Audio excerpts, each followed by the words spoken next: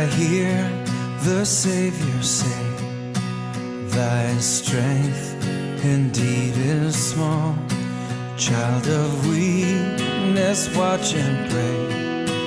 Find in me thine all in all. 에베소 강의 오늘 세 번째 시간입니다. 아마 여러분들 생명의 삶에는 벌써 6장이니까 아마 이제 다 큐티가 다 끝나가리라고 보는데, 지금 계획은 6장이니까 모두 12주에 걸쳐서 제가 강해를 하려고 그러는데 모르겠습니다. 또 귀한 메시지들, 많은 메시지들이 나오면 또 길어질 수도 있습니다. 우리가 목적이 이끄는 삶 40챕터 할 때 얼마나 걸리는지 아세요? 한 60주 걸렸습니다. 그죠? 참 그 시간 동안 큰 은혜 주셨습니다. 우리가 주일 설교 수요일을 통해서 강해 설교를 하고 있는데요. 참 그동안 요한복음 강해를 통해서 큰 은혜 주셨고, 또 이스라엘 역사서를 통해서 이스라엘 역사를 다시 한번 우리가 정리할 수 있었습니다. 에베소는 참 하나님의 놀라운 섭리 같습니다. 그 요한복음에 대해서 복음의 진리를 강해하게 하시고, 그다음에 이스라엘 역사를 알게 하시고, 이제는 교회론입니다. 에베소는 에베소를 통해서 여러분 교회가 무엇인지, 성도가 무엇인지 다시 한번 세워지길 간절히 소망합니다. 이제 에베소 말씀이 끝나고 나면 여러분 아마 잠언서 큐티할 것입니다. 잠언서는 제가 말씀드린 대로 여러분이 특별한 강의 없이 받는 지혜의 말씀입니다. 제가 그 중에서 좋은 말씀들을 따로 뽑아서 제가 또 말씀 전해드리도록 하겠습니다. 어떤 교회에서는 보니까 에베소서 강의하는데 1장만 갖고 20주를 한 분이 있더라고요. 그건 너무 참 심한 것 같더라고. 은혜 하나 갖고 일주일하고, 평강 하나 갖고 일주일하고. 여러분 잘 아시는 이재철 목사님은 사도행전 갖고 10몇 년째 하시더라고요.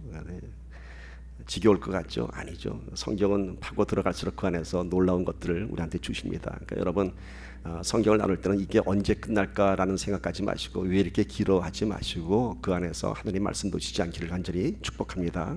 아멘. 자, 오늘은 에베소서 2장 11절에서 22절, 에베소 2장 후반부에 해당합니다. 성령 안에서 하나가 되는 교회라는 제목으로 귀한 말씀의 은혜와 도전 나누기를 원합니다. 앞에 내용을 조금 더 한번 또 우리 자꾸 요약하고 넘어가죠. 말씀은요 자꾸 짚어야 돼요. 그러니까 이것 하나만 보는 게 아니라 지금까지 온 말씀의 스토리를 자꾸 우리가 안에서 이렇게 다지고 나가야지만이 그 말씀이 내 안에서 이렇게 차곡차곡 내 양식이 됩니다. 자, 1장에서는 어떤 얘기가 있었죠? 신령한 하나님의 복을 찬양하라라는 제목으로 삼위일체 하나님이 주시는 복이 아니라 사실은 하나님께서 하신 일, 우리를 예정하시고 선택하시고 십자가의 구원의 구속의 은혜를 주셨고요, 성령의 인치심, 이런 것을 전했습니다. 그러니까 바울은 1장에서 먼저 초점을 하나님한테 맞췄습니다. 그리고 뒷부분에 가서는 뭐라고 결론 맺죠? 그 삼위일체 하나님의 신령한 복이 이 땅에 어떻게 임재하냐면 예수 그리스도를 통해서 완성이 되었고, 그 예수 그리스도가 지금은 하나님 우편에 앉아 계시지만은 현재 실존하는 우리의 하나님으로서 교회 안에 좌정하신다고 그랬습니다. 교회는 그리스도의 몸이고 우리 그리스도 예수는 교회의 머리 되신 분이라고 하셨습니다. 그래서 1장에서는 결론이 삼위일체 하나님에서 예수를 통해서 교회까지 나왔습니다. 그리고 2장에서는 어떻게 시작됩니까? 그 교회에 있는 교회를 이루는 구성원이 무엇인가에 대해서 전하고 있습니다. 그래서 지난 수요 예배 때는 2장 1절에서 10절 말씀을 통해서 이 교회를 이루는 저와 여러분들이 어떤 사람인가라는 것을 비춰봤습니다. 그래서 어떤 말씀이 가장 우리의 심령을 찔렸죠? 첫 번째 2장 1절 말씀에 너희는 모두가 죄와 허물로 죽었던 사람들이었다. 죽을 사람이 아니라 죽었던 사람들이었다라고 우리의 영적인 죽음에 대해서 바울이 전했습니다. 그런데 이렇게 죽었던 우리들이 오직 하나님의 은혜로 구원을 받았다. 다시 영적인 회복이 있었다 얘기한 것입니다. 그런데 이 하나님에 대한 구원, 이것은 우리의 행위, 우리의 거룩한 어떤 신앙의 결단에 의해서 되는 것이 아니라 오로지 하나님을 믿음으로써, 우리는 우리 스스로 구원받을 수 있는 사람이 아닙니다. 우리의 죄의 문제는 우리가 어떠한 거룩한 행동을 통해서도 구원을 이룰 수 없습니다. 오직 하나님을 믿는 신실한 믿음으로 통해서 구원을 우리가 얻을 수 있는데, 이 믿음마저도 우리의 것이 아니라 누구의 것이라고요? 하나님께서 주신 선물이다 이렇게 하셨습니다. 하나님께서 이렇게 우리를 믿음의 선물을 줘서 우리를 구원하신 이유는 하나님의 선한 일을 이루시기 위한 하나님의 뜻이 있었다고 했습니다. 그러니까 에베소 2장 1절에 10절까지는 교회를 이루는 구성원들이 누구냐 하면은 죄와 허물로 죽을 수밖에 없었던 너희들인데 하나님의 은혜로 구속받아서 새 생명 얻었고, 너희가 다시 구원받은 이유는 너희가 뭐 거룩해서 믿음이 좋아서가 아니라 오로지 하나님의 선물이고, 그 선물을 주신 이유는 뭐라고요? 선한 일을 이루게 하려 함이라. 그 선한 일이 뭐라 그랬죠? 하나님의 동역자가 되는 것이고 하나님 나라를 이 땅에서 만들어가는 것입니다. 자, 여기까지가 우리가 에베소 2장 10절까지 나눴던 내용입니다. 오늘 11절 22절에는 이제 에베소 교회의 주축을 이루는 또 다른 성도들, 이방인에 대한 언급을 하고 있습니다. 자, 교회를 이루는 구성원에 대해서 지난 수요예배 때 나왔습니다. 죄와 허물로 죽었던 우리들이 성도가 되었다, 구원받았다. 그것은 하나님의 믿음의 선물이다. 그런데 또 누구의 초점을 맞추냐면, 자 보세요. 하나님, 예수님, 교회, 그 안에 성도 안에서 또 누구를 언급하냐면 이방인을 언급하고 있습니다. 이방인을 언급하는 이유가 있었습니다. 당시 에베소 교회는요, 유대인들과 함께 많은 이방인들이 함께 있었습니다. 이방인들이 더 많이 있었죠. 이스라엘 역사를 여러 번 공부해서 알겠지만은 바벨론 포로식에 들어가면서 또 그 이전에 BC 722년에 북이스라엘이 멸망하면서 유대인들은 흩어지기 시작했습니다. 사마리아 땅에는 혼혈 민족이 생기기 시작했고요. 또 예루살렘을 떠난 수많은 유대인들이 각 곳에 퍼져서 살기 시작했습니다. 이민자의 삶이 시작되었습니다. 따라서 당시 초대교회가 쓰였던 소아시아 7교회를 비롯한 각 곳에는 유대인들이 다 퍼져 살았습니다. 여러분, 유대인들이 얼마나 많이 세계에 퍼져 있는지 아시죠? 이 미국 땅에도 미국을 이끌어가는 사람들이 바로 유대인들입니다. 그들은 이렇게 역사를 통해서 2500년간 나라가 없었지만은 나라 없는 민족이 아니라 그들은 하나님의 그런 특별한 섭리 가운데 어느 곳에서도 참 뛰어난 민족으로 지금까지 그들의 그 민족적인 자부심을 지켜왔습니다. 이때도 마찬가지입니다. 에베소 교회는 유대인이라고 하는 사람들이 있었고요. 또 그보다 더 많은 에베소에 사는 에베소 땅의 원주민들 또는 이방 민족들이 그 안에 살고 있었습니다. 그래서 오늘 바울이 얘기한 거는 이 에베소 교회 안에 성도라고 얘기하는 교회를 지킨 구성원들 가운데는 너무 많은 이방인들이 있었습니다. 근데 이것에 대해서 언급하는데 어떠한 것을 언급하냐면은 참 이 교회 안에서 놀라운 일이 벌어진 것을 지금 바울은 얘기하고 있습니다. 자, 유대인은 누군가요? 하나님께 선택받았다고 하는 선민 사상이 있는 사람들입니다. 그런데 그리스도의 복음을 먼저 받은 사람이 누군가요, 여러분? 유대인은 예수는 십자가에 못 박았습니다. 그러나 복음을 받은 사람들은 누구죠? 예수의 12제자가 시작되었습니다. 12제자를 시작해서 베드로를 통해서 하루에 3,000명, 5,000명이 회개하고 그리스도의 성도가 되었습니다. 이 사람들이 또 각 곳에 퍼져나가서 초대교회를 이루는 일들이 시작되었습니다. 그래서 그 교회 안에는 유대인들이 시작한 복음의 메시지가 이방인들에게도 그 복음이 선포되었고, 이때 많은 유대인들이 놀라 자빠졌습니다. 제가 자빠졌다고 표현하는 것은 그만큼 유대인과 이방인들은 함께 할 수 없는 사람들인데, 하나님의 그 놀라운 복음이 이방인에까지도 하나님의 그 구원을 넓히셨다. 아니, 넓히신 것이 아니라 애당초 창세전부터 하나님은 이방인을 향해서 동일한 구원을 갖고 계셨다는 것이 큰 충격이었습니다.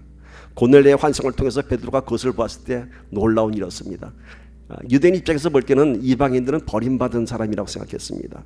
그러나 그들을 하나님이 구원하시던 사실이 큰 충격이었습니다. 그런데 교회 안에 들어오니까 유대인이나 이방인은 어떻게 됐다고? 하나가 되었습니다. 세상에서는 멸시받고 천대받던 이방인들이었습니다. 유대인들이 그들하고 만나지도 않았습니다. 상대도 하지 않았습니다. 돌아갔습니다. 그런데 지금 에베소 교회에 어떤 일이 일어났죠? 그 유대인과 이방인이 하나가 되었다는 겁니다. 놀라운 소식이죠. 교회 안에서는 이런 일이 일어나지 않았느냐 하고 지금 바울이 전하는 것입니다. 그것이 오늘 2장 11절에서 12절 말씀에 기록되었습니다. 우리 한마음으로 읽습니다. 시작. 그러므로 생각하라. 너희는 그때 육체로는 이방인이요 손으로 육체에 행한 할례를 받은 무리라 칭하는 자들로부터 할례를 받지 않은 무리라 칭함을 받는 자들이라. 그때 너희는 그리스도 밖에 있었고 이스라엘 나라 밖의 사람이라. 약속의 언약들에 대하여는 외인이요 세상에서 소망이 없고 하나님도 없는 자이더니. 자, 바울이 지금 이방인에 대해서 얘기합니다. 봐라, 너희들이 어떤 사람들이었는지. 지금 교회 안에서 너희가 유대인들과 다 함께 예배드리고 그리스도의 복음 안에서 구원받은 자들이지만은 너희가 어떤 자들인지 한번 생각해봐라 하면서 무려 7가지를 얘기하고 있습니다. 그만큼 이방인은 그 당시에 참 소외된 계층이었습니다. 육체로는 이방인이요. 이게 뭔가요? 나면서부터 신분이 구별됐다는 겁니다. 나면서부터 너는 이방인이었어. 비할례자라 할례받은 하나님께 선택받은 유대인으로부터 너희들은 할례받지 못한 자라고 손가락질 받던 자들이다. 그리고 너희들은 그리스도 밖에 있었고 그리스도를 알지 못했고. 여기서 말하는 그리스도는요, 지저스 크라이스트에 대한 그 십자가를 진 예수 그리스도라는 호칭보다도 유대인들이 기다려왔던, 지금도 유대인들이 기다리고는 메시아에 대한 그리스도인 것입니다. 그러니까 율법 안에서 하나님의 약속 안에서 그리스도가 이 땅에 구세주로 올 것을 믿고 있었던 유대인들을 얘기하는 것입니다. 그러니까 그리스도 밖에 있다 하는 것은 하나님의 약속 밖에 있었다라고 하는 뜻입니다. 그 당시 많은 유대인들은 그리스도를 배척했죠. 저는 구세주가 아니다. 그런데 왜 여기서 너희들은 그리스도 밖에 있었고라고 구분하냐 하면은 십자가에 못 박힌 예수 그리스도를 언급하는 것이 아니라 언약 속에 있었던 메시아로서의 그리스도를 얘기하는 것입니다. 너희는 그 그리스도 밖에 있었고라고 합니다. 그리고 너희는 이스라엘 밖의 사람이라, 약속의 언약들에는 외인이다. 너희는 하나님의 약속과는 상관이 없는 사람들이다. 버림받은 자들이다. 세상에서 소망이 없고 너에게는 하나님도 없는 자들이었다. 이것이 누구라고요? 이방인의 신분입니다. 그러므로 생각하라. 여러분이 그렇게 소망 없고 소외된 사람들이었다. 그러나 지금은 너희가 어떤 사람들이라고요? 2장 13절 읽어봅시다. 시작. 이제는 전에 멀리 있던 너희가 그리스도 예수 안에서 그리스도의 피로 가까워졌느니라.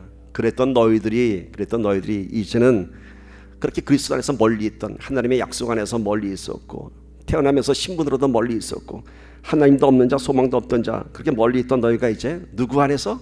그리스도 예수 안에서. 이 그리스도 예수는 십자가에 못 박히신 그리스도입니다.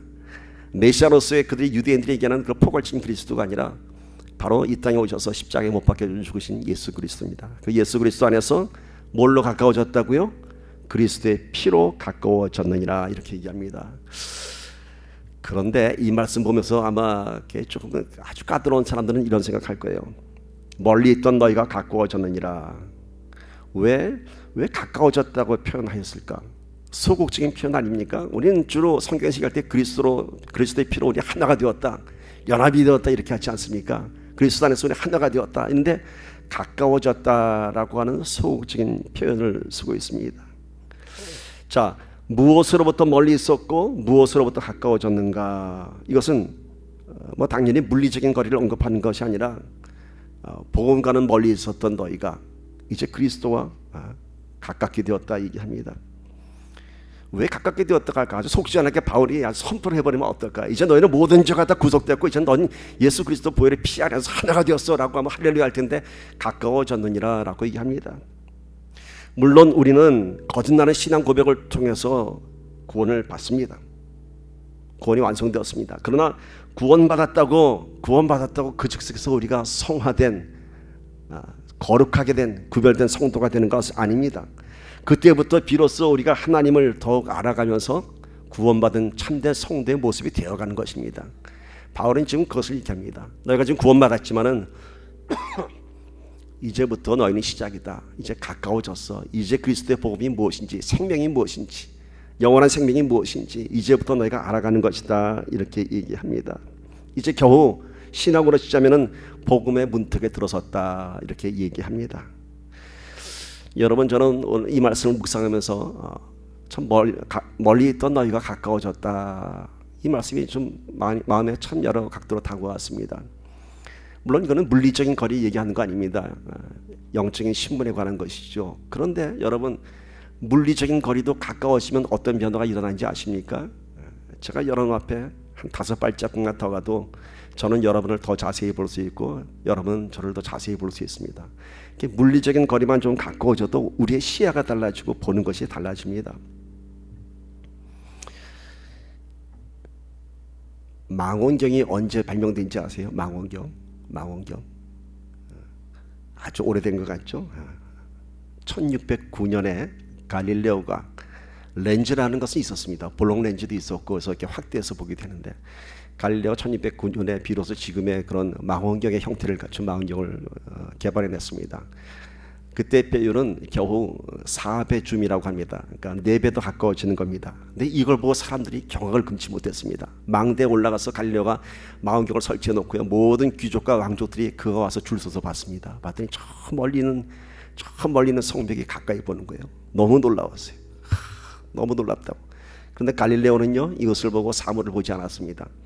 갈릴리오는 이 망원경을 갖고 어디 봤냐면 하늘을 봤습니다. 그리고 그는 목성을 발견하게 됐고요. 목성을 봤더니 밤마다 목성 주변을 도는 별의 위치가 달라요. 어떤 날은 왼쪽에 2개 있고 오른쪽에 하나 있다가, 그 다음 날 보니까 왼쪽에 하나 있고 오른쪽에 2개 있고, 그 다음 날 보니까 3개가 다 오른쪽에 있고, 이게 뭘까? 결국은 그 망원경을 통해서 무엇을 알았냐면 목성은 가만히 있고 3개의 목성의 위성들이 도는 것을 알았습니다. 그래서 이쪽에서 보니까 그 별의 위치에 따라서 어느 날은 위성들이 이쪽에 있고 저쪽에는, 그러면서 드디어 갈릴리오는 우주의 섭리를 알게 되었고요. 그러면서 하나님께서 창조하신 놀라운 우주의 섭리를 알게 되었습니다. 망원경을 통해서도 하늘을 보니까 뭘 알게 됐다고요? 하나님의 창조의 섭리를 알게 되었습니다. 그런가 하면은 사람들은 멀리 있는 것만 가까이 보는 것이 아니라 작은 것을 더 크게 보는 것에서도 관심이 있었습니다. 지금 우리가 얘기하는 현미경은 그보다 조금 더 늦게 발명되었습니다. 1665년에 영국의 로버트 후크라고 하는 사람이 지금의 시기에 이제 현미경을 개발했습니다. 근데 이 현미경으로 뭘 봤냐면 아주 충격을 받았습니다. 이 사람이 현미경을 만들어 보니까 조그만 것들이 크게 확대되는데 지금까지 봤던 그 모습이 아니죠. 그래서 이 사람이 그걸 보고 받은 충격으로 처음 뭘 그림을 그려냈냐면은 그 당시에 전염병이 많았습니다. 그래서 이를 잡아서 한 마리 봤습니다. 그래서 이를 잡아서 현미경으로 봤더니 한번 보여주세요. 현미경으로 처음 본 이의 그림입니다. 와, 이가 저렇게 끔찍하게 생기는 줄 사람들은 아무도 몰랐습니다. 로버트 후크가 책에다 이 그림을 그려서 발표했습니다. 내가 본 현미경으로 본 이는 이것이었다. 사람들이 충격을 받았습니다. 그 밖에 현미경으로 본 더 끔찍한 장면이 많은데 오늘 제가 이것만 보여드리겠습니다. 사람들은 이에서 끝났을까요? 더 배율이 좋은 현미경을 개발하게 되었고요. 결국 사람들은 물질의 입자의 구성 원소까지 알아냈습니다. 원자를 알아냈고요. 원자 안에는 원자핵과 전자가 있다는 것도 알아냈고, 더 현대 물리학에는 원자핵을 깨보시고 들어갔더니 그 안에는 중성자와 양자가 있었다. 그런데 중성자와 양자가 그 물질의 마지막 입자인 줄 알았더니 힉스라고 하는 또 다른 최초 물질이 물리학자들이 알게 됐습니다. 근데 그 물질은 지금 현존하지는 않습니다. 그러나 이론적으로 가능한 것인데 그것이 뭐냐면 바로 에너지라고 하는 것입니다. 충격을 받았습니다, 사람들이. 왜요? 우리의 이 물질 세계는 그 가장 그 최소 단위가 물질인 줄 알았습니다. 그런데 현미경, 전자현미경 더 많은 것들이 개발되면서 봤더니 물질이 아니라 뭐라고요? 에너지였습니다. 그것이 뭔가요? 하나님께서 말씀의 권능으로 이 땅을 창조하셨습니다. 그러니까 우리가 보는 이 물질 세계는요, 물질이 아니라 하나님의 권능으로 창조된 것입니다. 이렇게 물리적으로도 멀리 있는 걸 가까이 보고 작은 것을 더 크게 보니까 그 안에서 뭘 보게 됐다고요? 하나님의 창조의 권능을 보게 된 것입니다. 오늘 바울은 얘기합니다. 너희가 그리스도 예수 안에서 뭘로 해요? 그리스도의 피로 더 가까워졌느니라 얘기합니다. 오늘 우리는 망원경이 아닌, 현미경이 아닌 예수 그리스도의 보혈의 피로 놀라우신 하나님의 권능을 보는 저와 여러분이 되기를 간절히 소망합니다. 예수 그리스도의 피가 우리를 하나님께 더 가깝게 하셨습니다. 여러분, 예수 그리스도의 피가 무엇인지 우리가 알게 되면요, 그 의미를 알게 되면 우리가 그 신앙 고백을 통해서 하나님을 더 가깝게 알게 되는 것입니다. 이제 우리는 비로소 눈으로 보는 것이 아닌 그리스도의 피로 거듭난 눈으로, 영적인 눈으로 하나님의 인격과 성품과 하나님의 섭리, 모든 하나님의 권능을 이제 알아가는 것입니다. 그래서 너희가 멀리 있던 너희가 더 가까워졌다 이렇게 얘기합니다.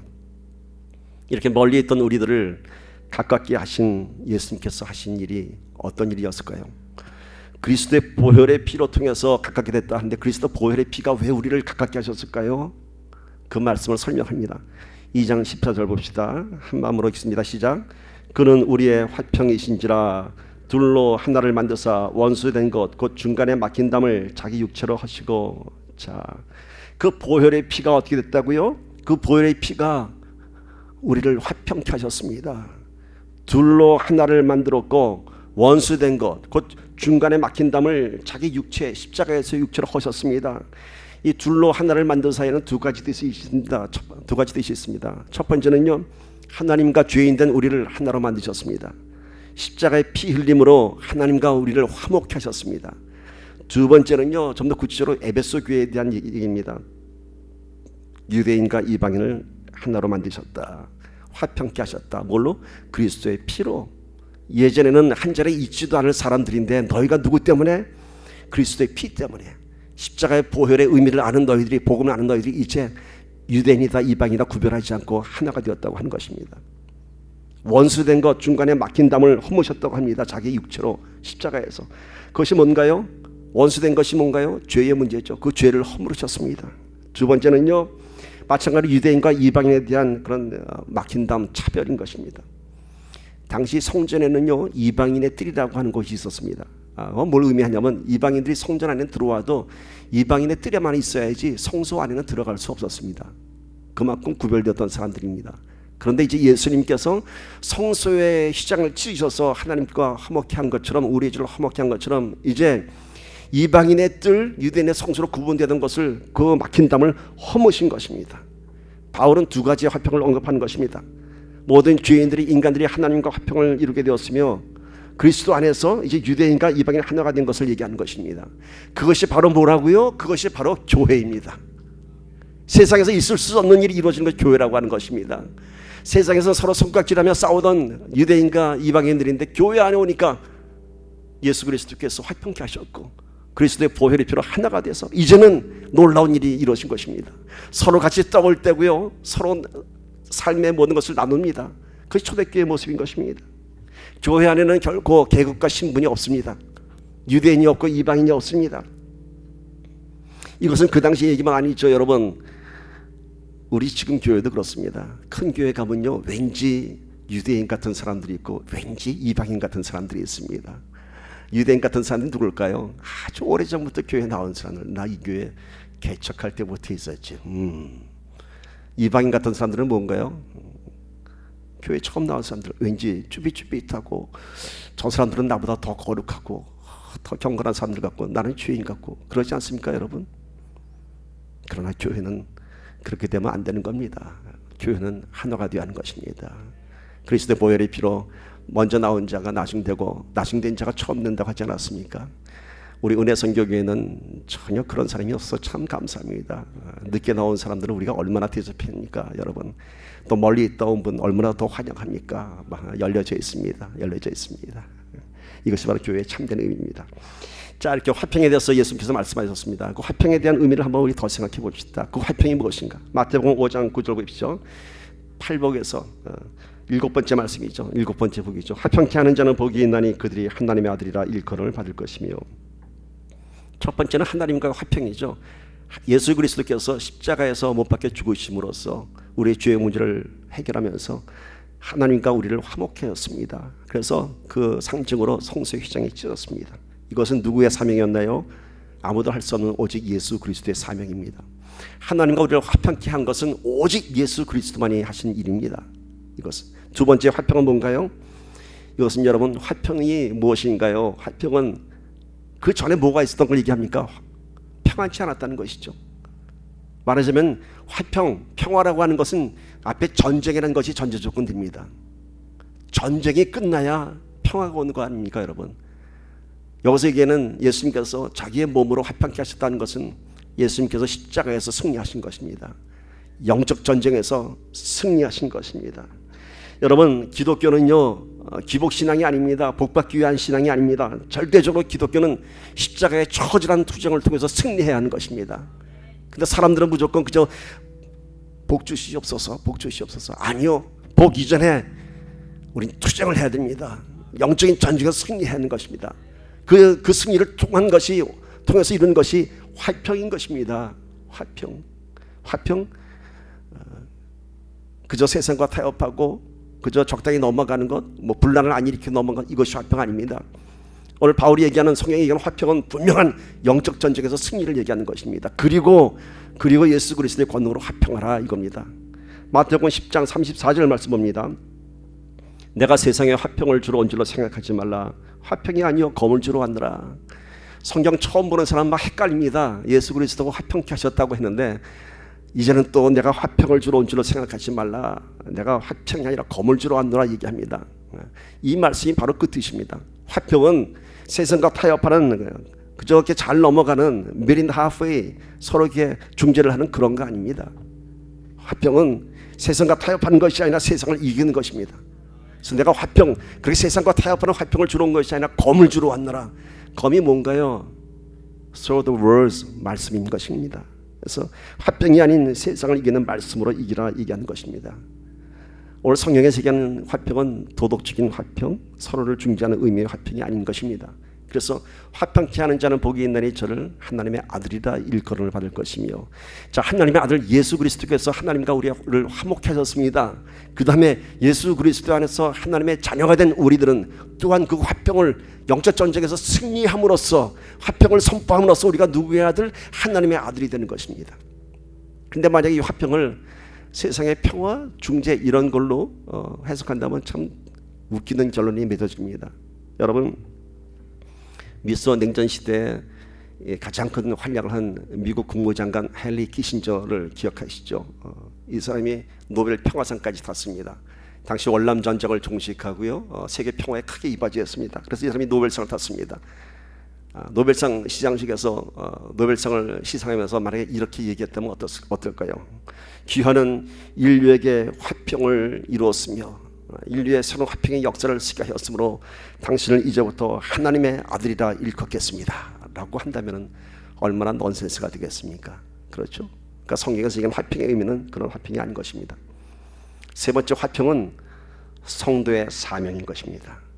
화평은 스스로 내가 평안함을 누림으로 만족하는 것이 아니라 오늘은 그 내가 누린 화평으로 세상을 화평케 하는 사명이 있는 것입니다.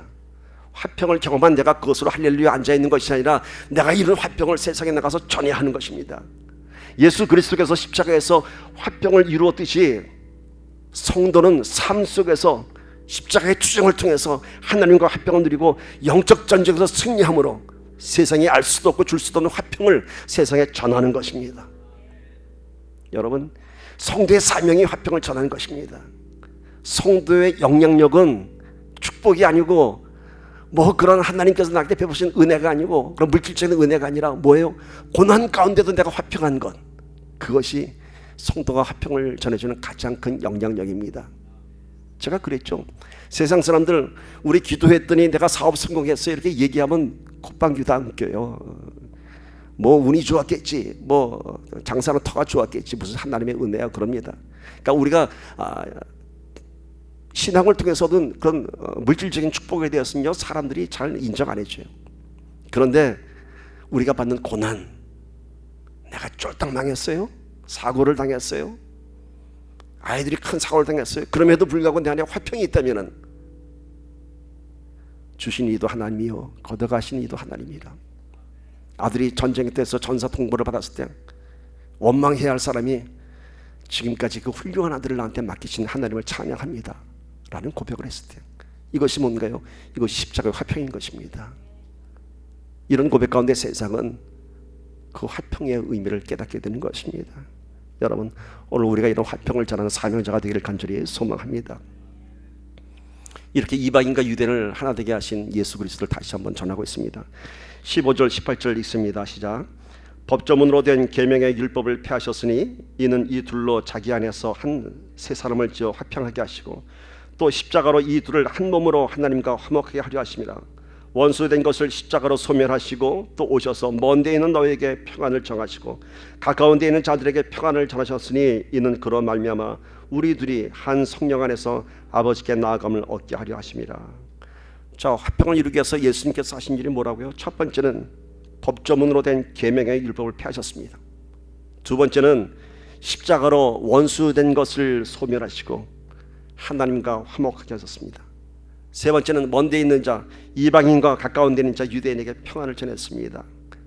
자, 이 세 가지가 뭔가요? 자, 첫 번째 우리를 당황케 하는 것이 있습니다. 계명의 율법을 폐하셨다고 합니다. 그 계명이 뭔가요? 유대인만이 갖고 있던 특권의식입니다. 하나님이 주신 약속의 말씀입니다. 근데 그것을 예수님께서 폐하셨다고 합니다. 여러분, 예수 그리스도가 율법을 폐하고 완성시키셨다라고 하는 의미가 무엇일까요? 유대인들이 왜 율법의 장애 특권이었을까요? 이들은 하나님이 신 그 율법을 통해서 자기네들만이 구원받을 줄 알았습니다. 그 율법을 통해서 그 율법을 내가 이루려 했습니다. 그러나 결국 율법은 인간의 한계를 깨닫게 하였습니다. 마음에 음심을 품은 자도 간음한 자라. 도저히 하나님의 법을 사람이 지킬 수 없었습니다. 그래서 예수님께서는 인간의 죄를 대속하기 위해서 자신의 몸으로, 그 의로운 몸으로 십자가의 제물이 되었습니다. 그래서 십자가의 단 한 번의 피의 제사로 인해서 이 땅에는 구원이 완성되었습니다. 그것이 바로 율법이 아닌 예수님의 십자가의 보혈의 피, 십자가의 사랑으로 율법을 완성시키신 것입니다. 그러면 예수님께서 십자가에서 완성하신 그 율법을 폐했으면 이 땅의 율법이 사라졌을까요? 아니죠. 율법은 여전히 우리를 죄를 깨닫게 하는 하나님의 법으로서 존재하고 있습니다. 그 다음에 예수님께서는 새 계명을 완성하신 것입니다. 마태복음 22장 37절 40절 보십시오. 예수께서 이르시되 내 마음을 다하고 목숨을 다하고 뜻을 다하여 주 너의 하나님을 사랑하라 하셨으니 이것이 크고 첫째 되는 계명이라. 자, 율법을 폐하고 새 계명을 주었는데 첫 번째가 뭐라고요? 내 마음을 다하고 목숨을 다하고 뜻을 다해서 주 너의 하나님을 사랑하라. 이것이 첫째 계명입니다. 둘째 계명도 그와 같으니 내 이웃을 내 자신과 같이 사랑하라 하셨으니, 자, 크고 첫째 되는 계명이 뭐라고요? 너의 하나님을 사랑하라. 내 이웃을 내 마음과 같이 사랑하라. 이 두 계명이 온 율법과 선지의 강령이니라. 이 말씀은 뭐냐면 이 두 계명이 지금까지 구약에서 그 많은 선지자들이 외쳤던 그 모세가 외쳤던 그 율법의 완성이니라. 결국 율법의 완성이 뭐라고요? 사랑인 것입니다. 주 너의 하나님을 사랑하고 첫째 명, 두 번째 내 이웃을 내 몸과 같이 사랑하라. 이것이 율법을 완성하신 것입니다. 두 번째는 원수된 것을 십자가로 소멸하셨다고 합니다. 원수된 것이 무엇입니까? 첫 번째는 우리의 죄의 문제고요. 두 번째는 오늘 예배소 교회 특별히 얘기하는 유대인의 특권을 시킨 것입니다. 그걸 예수님께서 허무셨습니다. 유대인 따로 이방인 따로가 아니라 이제 너희들은 예수 그리스도 안에서 하나가 되었다 말씀하십니다. 그리고 이제 먼데 있는 자와 가까이 있는 자들에게 평안을 전했습니다. 이제는 유대인이나 이방인에게나 모두 동일하게 그리스도의 평안 복음을 전하셨습니다. 이렇게 예수님께서 이렇게 이루신 이 일의 목적이 뭔가요? 목적을 그 다음 18절에서 전하고 있습니다. 이는 그로 말미암아 우리 둘이 한 성령 안에서 아버지께 나아감을 얻게 하려 하심이라.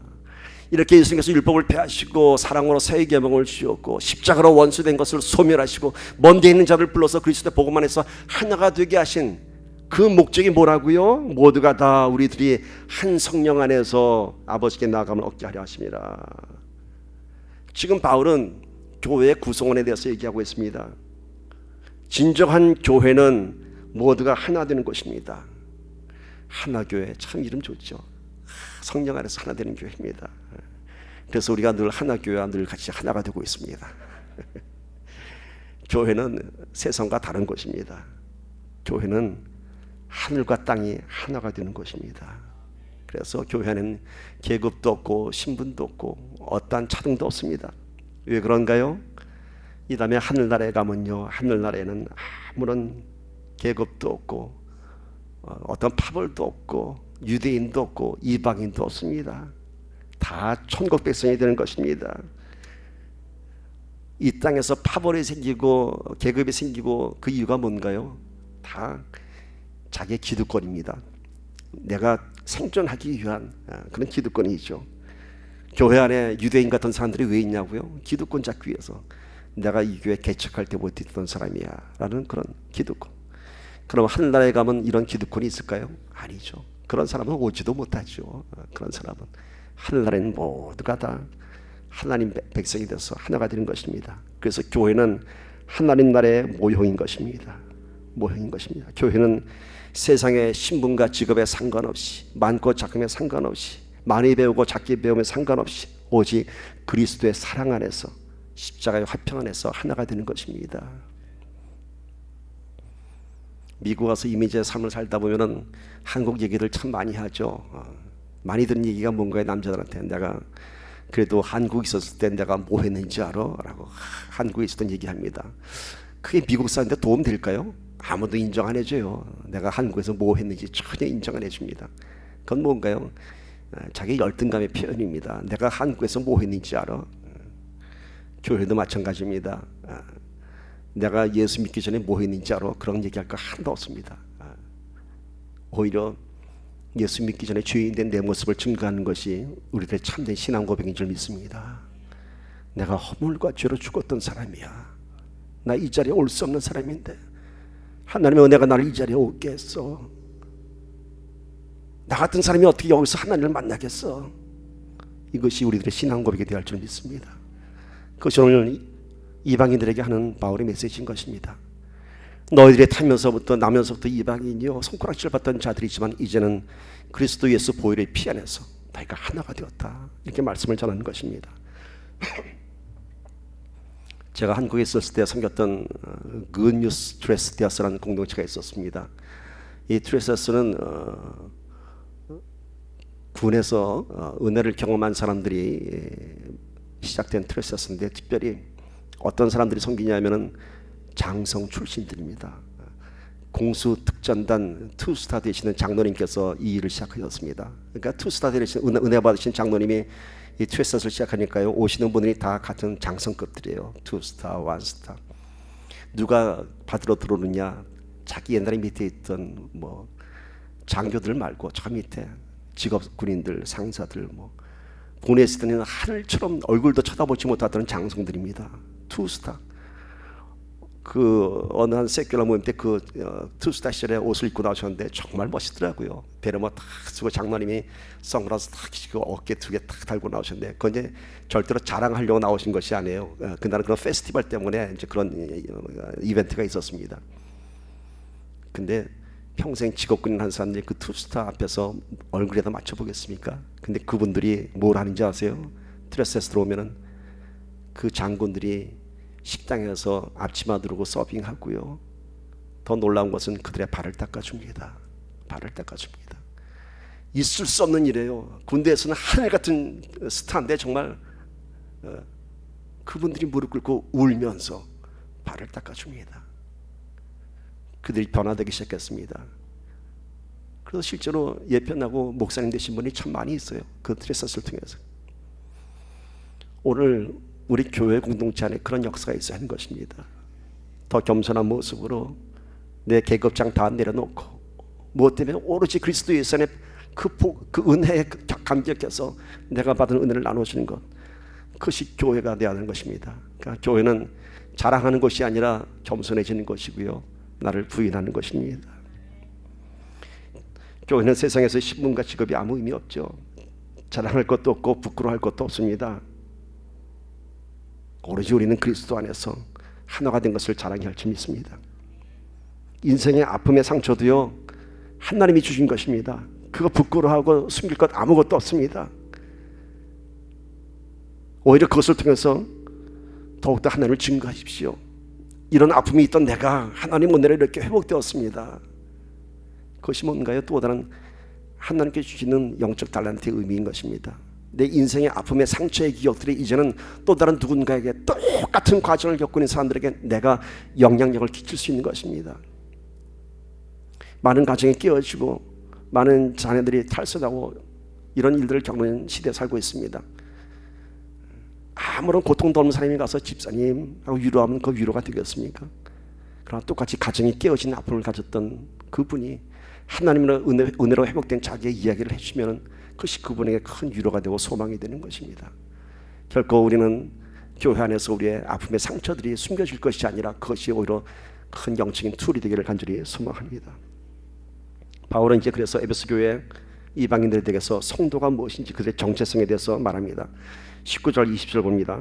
그러므로 이제부터 너희는 외인도 아니요 나그네도 아니요 오직 성도들과 동일한 시민이요 하나님의 건속이라. 너희는 사도들과 선지자들의 터 위에 세우심을 입은 자라. 그리스도 예수께서 친히 모퉁이 돌이 되셨느니라. 이제 여러분의 신분은 바깥의 사람 외인도 아니고 이방인도 아니고 오로지, 근데 이 교회가 어떤 것이라고요?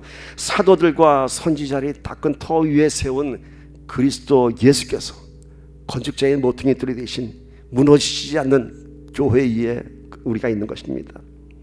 사도들과 선지자들이 닦은 터가 무엇일까요? 마태복음 16장 18절 보면요, 베드로가 주는 그리스도시요 살아계신 하나님의 아들입니다 라고 고백했을 때 예수님께서 이렇게 말씀하십니다. 또 내가 네게 이르노니 너는 베드로라. 내가 이 반석 위에 내 교회를 세우리니 음부의 권세가 이기지 못하리라. 이 반석이 뭔가요? 그런 신앙 고백입니다. 주는 그리스도시요 살아계신 하나님의 아들이다 라는 이 신앙 고백. 그러나 그것마저도 네가 아니라 하나님께서 그런 고백을 주셨다 하시면서 이 반석 위에 내 교회, 유로 처치가 아니라 마이 처치를 세우겠다고 합니다. 그러므로 음부의 권세가 틈타지 못하리라 얘기합니다. 여러분, 교회는요 신앙 고백 위에 세우신 그리스도의 터입니다. 그 베드로의 고백이 무엇일까요? 오늘 우리의 교회를 지금 우리보다 먼저 이 자리에 있었던 우리 신앙의 선배들, 많은 믿음의 동역자들인 것입니다. 이 자리에는 지금 우리밖에 없지만은 분명 우리의 교회에도 15년이라고 하는 나누리 교회에서부터의 역사가 있습니다. 그리고 지금 비록 지금 이곳에는 없지만은 오늘 이 순간 여기까지 오기 위해서 헌신하고 눈물부려 기도했던 종들이 있었고 성도들이 있었습니다. 그것 때문에 오늘 우리가 이 자리에 지키고 있는 것이고 이 자리에서 투쟁하고 있는 것입니다. 지금 우리만이 아닌 우리 믿음의 동료자들 선배들의 기도를 기억하면서 이 교회 위에 새로운 역사를 쓰는 저와 여러분이 되기를 축복합니다. 그냥 이 자리에 있는 것 아닙니다. 이 터 위에 쌓여진 기도, 눈물의 헌신들이 있었습니다. 이어서 바울은 교회가 어떻게 세워져 가는가에 대해서 전합니다. 마지막 말씀입니다. 21절 22절 함께 읽읍시다. 시작. 그 안에서 건물마다 서로 연결하여 주 안에서 성전이 되어가고 너희도 성령 안에서 하나님이 거하실 처소가 되기 위하여 그리스도 예수 안에서 함께 지어져 가느니라. 자, 교회가 건물마다 서로 연결하여 초대교회마다 건물의 의미가 아닙니다. 교회마다 서로 하나가 되어서 주 안에서 큰 이 세상에 큰 하나님의 집이 되어가고 교회뿐만 아니라 너희들도 너희 성도들도 성령 안에서 너희 안에 하나님이 거하신 처소가 되기 위해서 함께 지어져 가느니라 이렇게 얘기합니다. 자, 점점 더 가까워졌느니라 하는 것처럼 하나가 되어져 가느니라 우리가 그렇게 지금 가고 있는 것입니다. 성도는 성령 안에서 그리스도의 보혈의 피로 하나가 되어가는 공동체입니다. 나만 사는 것이 교회 아닙니다, 여러분. 더불어 함께 살아가는 것이 교회입니다. 나만 은혜 받고 나만 사는 것이 아닙니다. 같이 살아야 되고요, 같이 굴러가야 됩니다. 교회 안에 많은 갈등들이 있죠. 물론 어느 교회나 다 있습니다. 허물과 죄로 묶였던 사람들이기 때문에 다 갈등이 있습니다. 늘 말씀을 통해서 용서하라, 이해하라, 우린 성령 안에서 하나가 되어야 된다 말씀합니다. 그런데 그게 잘 안 되죠. 그렇게 잘 안 되죠. 머리로는 이해가 되고 머리로는 용서해야지, 품어줘야지 하는데 그게 되지 않습니다. 목사님한테서 따집니다. 목사님 용서하라고요, 그 집사님 이해하라고요.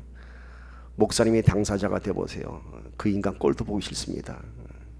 이런 일이 하나둘이 아니에요. 그 안에서 그게 안 되는데 아무리 설교로 용서해라 이해하면 그게 되겠습니까? 오죽한 목사님 찾아와서 목사님 한번 해보세요. 목사님 나보다 더 할 거예요. 맞습니다. 안 될 수가 없어요. 되는 척 하는 거죠. 절대로 우리의 인격과 성품, 우리의 온유함, 뭐 그런 것 갖고 성경에서 요구하는 용서와 이해, 성령으로 하나가 되는 건 안 됩니다. 그런데 왜 하라고 그럴까요? 안 되는 걸 왜 하라고 그럴까요? 목사가 하는 길이 있으니까 얘기하죠. 왜 하나님께서 이렇게 성경을 통해서 성령으로 하나가 되라고 할까요? 되는 방법이 있으니까 하는 거죠. 인간으로는 안 돼요. 안 돼요. 만약에 우리의 힘으로 된다면, 우리의 머리로 내 관대함으로 용서하고 이해할 수 있다면요, 왜 예수님께서 십자가에서 못 박혀 죽으셨겠습니까?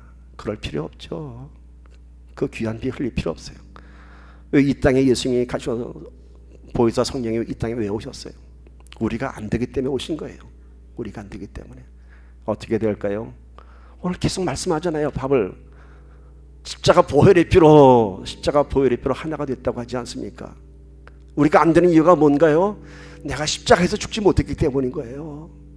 죽었다고 하지만은 아직 안 죽었기 때문에 용서가 안 되고 이해가 안 되는 것이죠. 여러분 상상해 보세요. 십자가에서 죽지 못하고 아직까지 매달려 있다면 얼마나 고통스러울까요? 아예 모르고 십자가 안 매달리고 살면은 그냥 너는 나 나는 나 할 텐데, 이게 매달리긴 매달려야 될 텐데, 죽기는 죽어야 할 텐데 십자가에 매달려서 죽지 않으니까 너덜너덜 맨날 아픈 거예요.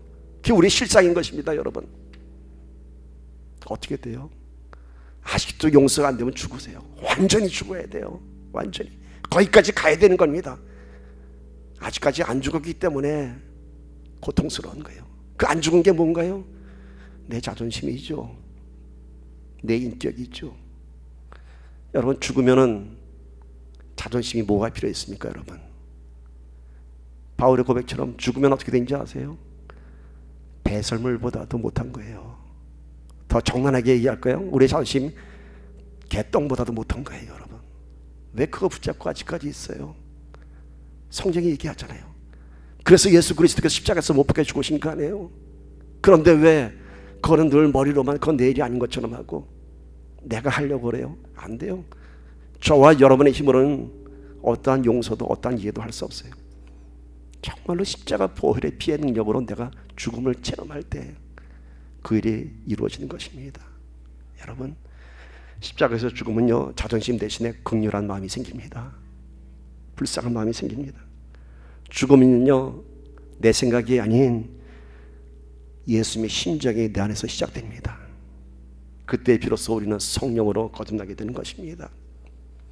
그렇게 우리가 하나가 되어야 됩니다. 여러분, 우리가 같이 그렇게 서로 안아주고, 저 사람은 이방인이야, 저 집사람은 못 말리는 사람이야, 성경대로 살려고 했더니 성경대로 안 살고 성격대로 사는 사람이야, 이래가면서 손가락질합니다.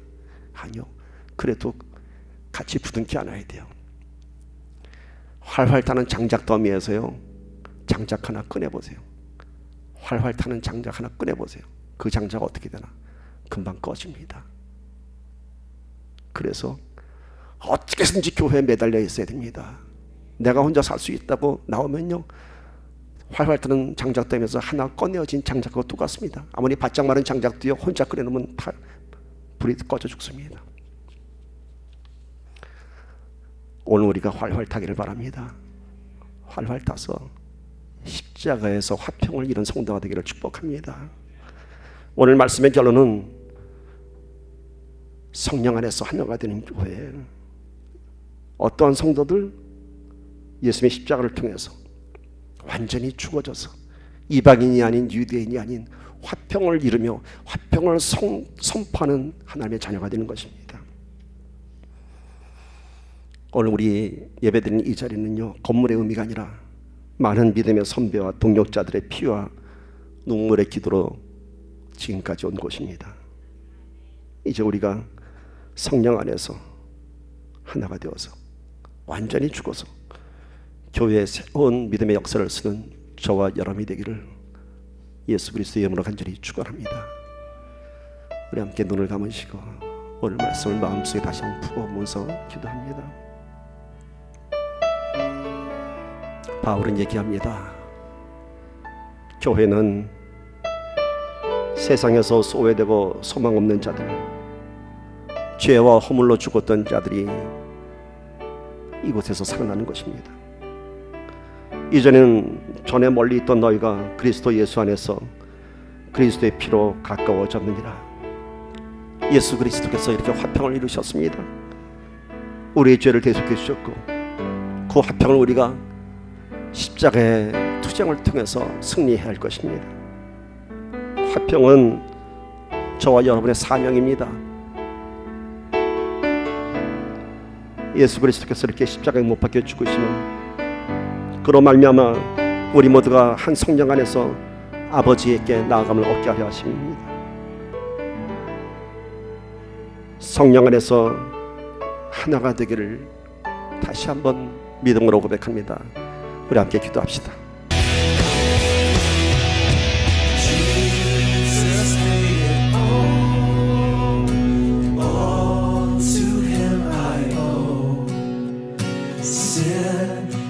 Left a crimson stain, he washed it white as snow.